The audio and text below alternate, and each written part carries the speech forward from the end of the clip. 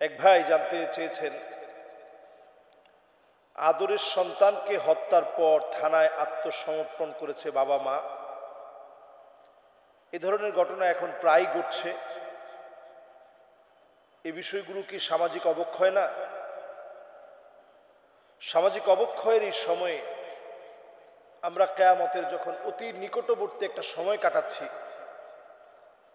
আমাদের বলতে বড় কষ্ট লাগে যে সন্তানদের গালে সামান্য ভাত দেওয়ার সময় মা বাপ দেখে যে সন্তানদের গালটা মনে হয় পুড়ে যাবে, আগে চেক করে দেখে, ভাতটাকে ঠান্ডা করে এরপরে সন্তানের মুখে তুলে দেয়। যে লোকমাটা সন্তানের মুখে তুলে দিবে ওই লোকমাটা যেন খুব বড় না হয়, লোকমাটা অনেক বড় হয়ে গেলে সন্তানের গিলতে কষ্ট হবে। অনেক সময় মুখের ভিতরে ছোট ছোট এক ধরনের গোটা হয় যেটাতে বাচ্চাদের প্রচন্ড যন্ত্রণা হয়। এরপরে হলুদ হলুদ বড়ি পাওয়া যায়, এগুলো খেলে ঠিক হয়ে যায়। রিবোফ্লাভিন, রিবোসল এই জাতীয় ট্যাবলেটগুলো খেলে ঠিক হয়ে যায়। ভিটামিন জনিত সমস্যার কারণে হয়ে থাকে। তো এটা বলার উদ্দেশ্য হচ্ছে এই, সন্তানের ছোট্ট একটা গোটা হলে বাবা মা ক্লান্ত হয়ে যায় যে কি করে এই গোটাটা ভালো হবে। জ্বর হলে একটু পরে পরে মেপে মেপে দেখে যে জ্বরটা কতটুকু হলো, জ্বর বেড়ে গেল কিনা, এখনই সন্তানকে ঔষধ খাওয়াতে হবে, এখনই সন্তানকে ডোজ দিতে হবে। এই যে মা বাবার একটা পেরেশানি কাজ করে মা বাবার অন্তরে, বড়ই আফসোস আর পরিতাপের বিষয়। আমরা দেখেছি নেশাগ্রস্ত সন্তান প্রতিনিয়ত এসেই মায়ের গায়ে হাত তোলে। বাবা এটা সহ্য করতে পারে নাই, নিজের স্ত্রীর গায়ে হাত তোলা, সন্তানের এই এমন একটা আচরণ, কিং কর্তব্য বিমুখ হয়ে বাবা সহ্য করতে না পেরে সন্তানের গায়ে আঘাত করেছে।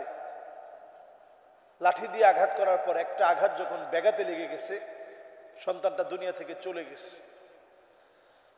আমি বাবা এবং মায়ের স্টেটমেন্ট শুনছিলাম, তারা এতটা ভেঙে পড়েছে, তাদের বক্তব্যে বলছে যে আমাদের সন্তানটাকে আমরা হারিয়ে ফেলেছি। প্রতিনিয়ত টাকার জন্য আসতো, না দিলেই মাকে মারধর করত, কারণ জানে যে মায়ের মনটা নরম।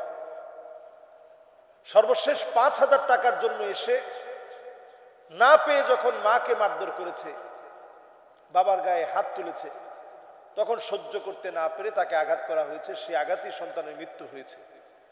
এই জাতীয় ঘটনাগুলো দেখবেন ইদানিং এই কিছুদিনের মধ্যে অনেক বেড়ে গেছে, প্রায় সময় হচ্ছে। মাদকাসক্ত ড্রাগ এডিক্টেড একটা ছেলে এই সমাজের জন্য একটা বোঝা, আত্মীয় স্বজনের জন্য একটা বোঝা, এই সমাজ ধ্বংসের একটা কারণ। এই জন্য আমরা কাদের সাথে মিশতেছি, কাদের সঙ্গে আমরা বন্ধুত্ব গড়ছি, পিতামাতার দায়িত্ব হচ্ছে এটা দেখা। ছোট কাল থেকে পিতামাতার দায়িত্ব হচ্ছে ছোটবেলা থেকে এটা দেখা। ছোটবেলা থেকে যদি আমরা এটা না দেখি, হঠাৎ করে আপনি আপনার সন্তানকে ঘরের মধ্যে ফিরে পাবেন না। দুনিয়ার জীবনের যে আফসোস থাকে, সন্তানটা ড্রাগ এডিক্টেড হওয়ার পরে আল্লাহর কসম এই আফসোস আপনার আল্লাহর জান্নাতের সামনেও থাকবে যদি সেদিন আপনার সন্তানটা জান্নাতি না হয়। অসংখ্য মা বাপ সেদিন আল্লাহর সামনে কাঁদবে আর বলবে, আল্লাহ আজকে আমার ছেলেটা কোথায়? والذين آمنوا واتبعتهم ذريتهم بإيمان ألحقنا بهم ذريتهم وما ألتناهم من عملهم من شيء। অসংখ্য মা বাপ সেদিন হয়রান হয়ে যাবে, পেরেশান হয়ে যাবে। মা বাপ সেদিন সন্তানের জন্য কাঁদবে, কোথায় আমার ছেলে, কোথায় আমার মেয়ে। অনেক ছেলের গায়ে জাহান্নামের পোশাক থাকবে, মেয়ের গায়ে জাহান্নামের পোশাক থাকবে। আজকে সন্তান বিপদগামী হওয়ার আগে সময় থাকতেই সন্তানকে নিয়ে আপনি তাকে সুন্দর নাম রাখা থেকে শুরু করে সুন্দর সঙ্গ, সুন্দর সুন্দর বই তাকে কিনে দেওয়া, সুন্দর সময় কাটানো। বাপ হিসেবে আপনি সুন্দর সময় কাটান, আপনি নিজে আপনার সন্তানের বন্ধু হন, মাঝে মাঝে শরীর থেকে আপনি ঘ্রাণ নেন, সন্তানের সুঘ্রাণ দিয়ে আপনি আপনার মনটাকে ভরে ফেলুন, আর সন্তানকে বোঝান যে কি পরিমাণ আপনি তাকে ভালোবাসেন। লোকমান আলাইহিস সালাতু ওয়াস সালাম তার স্বীয় সন্তানকে ডেকে বলছিল, ইয়া বুনাইয়া লা তুশরিক বিল্লাহ ইন্নাশ শিরকা লাযুলমুন আযীম। হে আমার প্রিয় বৎস, আল্লাহর সাথে শিরিক করো না। এখানে এই নসিহতগুলা প্রত্যেক মা বাপকে আমি পড়তে বলবো। মা বাবা প্রত্যেকে পড়েন। কি চমৎকার নসিহত!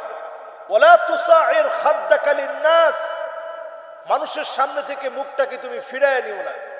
ওয়ালা তামশি ফিল আরদি মারহা, জমিনের মধ্যে অহংকার করে চলো না, দাম্ভিকতা দেখিয়ে তুমি চলবা না। এমন দামি দামি নসিহত লোকমান আলাইহিস সালাম করেছেন। সন্তানের উপরে এরকম খারাপ আচরণ প্রকাশ হওয়ার আগে এখন থেকে সন্তানকে বোঝানোর চেষ্টা করেন। বাহিরে কার সাথে মিশছে আপনি বাপ সেটার খবর রাখেন, আল্লাহর কাছে প্রতিনিয়ত দোয়া করেন। আমরা এইরকম অনাকাঙ্ক্ষিত আর একটা সন্তানের মৃত্যু দেখতে চাই না। আমরা চাই পিতামাতা আদরের জায়গা, পিতামাতার কাছ থেকে সন্তান সুঘ্রাণ নিবে। পিতামাতা তো এমন মহব্বতের জায়গা, এই জায়গা যেন কোনোভাবে ধ্বংস হয়ে না যায়। সন্তানরা এমন আদব রক্ষা করে চলা উচিত। কোরআনুল কারীম বলছে সন্তান হিসেবে আপনার দায়িত্ব কি? وَقَضَى رَبُّكَ أَلَّا تَعْبُدُوا إِلَّا إِيَّاهُ وَبِالْوَالِدَيْنِ إِحْسَانًا إِمَّا يَبْلُغَنَّ عِندَكَ الْكِبَرَ أَحَدُهُمَا أَوْ كِلَاهُمَا فَلَا تَقُل لَّهُمَا أُفٍّ وَلَا تَنْهَرْهُمَا وَقُل لَّهُمَا قَوْلًا كَرِيمًا। সন্তান হিসেবে আপনার দায়িত্ব হচ্ছে বার্ধক্যে উপনীত হওয়ার পরে শব্দ বলা যাবে না। আপনি সন্তান হিসাবে নম্র সুরে বিনয়ী আচরণে মাথা ঝুঁকিয়ে বাপ মার সামনে চলেন। তা আমাদের সন্তানরা এখন এমন হয়ে যাচ্ছে, মোবাইল দেখে অনেক অ্যাগ্রেসিভ হয়ে যাচ্ছে। মোবাইলের ভিতরে লিমিটেশন রেখে সন্তানদেরকে মোবাইল দেখান। কাহাব গার্ড নামে একটা প্লে স্টোরে গেলে আপনারা দেখবেন ডাউনলোড করা একেবারে সহজ। ওটা ডাউনলোড করে আপনাদের সন্তানের মোবাইল চালানোটাকে আপনি একেবারে তার জন্য ওপেন করে দিয়েন না। সব সাইট যেন সে ভিজিট করতে না পারে, যেগুলো তার চরিত্র ধ্বংস করে ফেলবে, ওই সাইটগুলোতে কোনোভাবেই যেন সে প্রবেশ করতে না পারে। এজন্য ছোটবেলা থেকেই এই বিষয়গুলো যদি আমরা নিয়ন্ত্রণে রাখি, সন্তানের প্রাইভেসির নামে ঘরের ভিতরে সন্তান এখন বয়স মাত্র 12 বছর,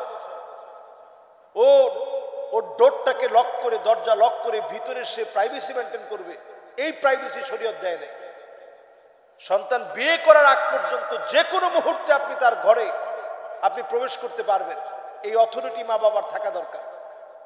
কখন সন্তান নেশা করতেছে, কখন বাজে মুভি দেখতেছে, কখন বাজে ছবি দেখতেছে, কখন খারাপ গেমস খেলতেছে, এই সব যেন মা বাবা হিসেবে আপনি নিয়ন্ত্রণ করতে পারেন। এবং বলবো মা বাবা দুইজনের একজন একেবারে সন্তানের বন্ধু হয়ে যাবে। আবার দুইজনে যদি বন্ধু হতে যান অনেক সময় দেখা যাবে শাসন করা যাবে না। মা বাবার একজন শাসন করবে, একজন বন্ধুত্ব সুলভ আচরণ করবে। সন্তান দৌড়ে গিয়ে বিচার দিবে, দেখছো আমার আম্মা আমারে মারছে, দৌড়ে গিয়ে বিচার দিবে আমার আব্বা আমারে মারছে, যাতে সন্তান মনে করে যে দুইজনই আমার বন্ধু, দুজনই আমার অভিভাবক, দুজনই আমার মা বাপ। এবং ছোটবেলা থেকে এই সন্তানরা কোথায় যাচ্ছে সজাগ দৃষ্টিতে এদের প্রতি দৃষ্টি রাখতে হবে। তাহলে আমাদের সমাজে এই জাতীয় ঘটনা আমরা দেখব না।